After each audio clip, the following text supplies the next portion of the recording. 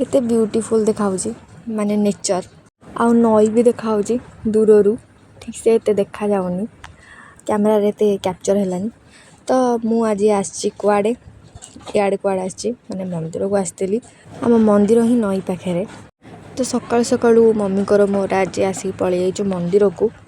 तो मंदिर रे केही भी नांती पूरा फांका खरा जोगु समते जल्दी आसी पळौजंती। मोर आसु आसु टिके लेट हे गला तो केही भी नाहंती आमे एका एका पूजा करके आसिलु भल भी हला फांका भी अछंती केही भी नथिले।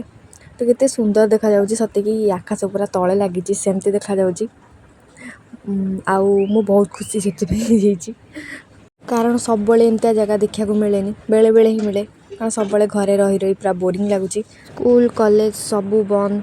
तो तापरे मु आसी की खाइली गुलुगुला तरकारी मंदिर रू आसला बेले नहीं के आसते। तो देखा आ गोटे अलगा ब्लॉग रे टाटा बाय बाय।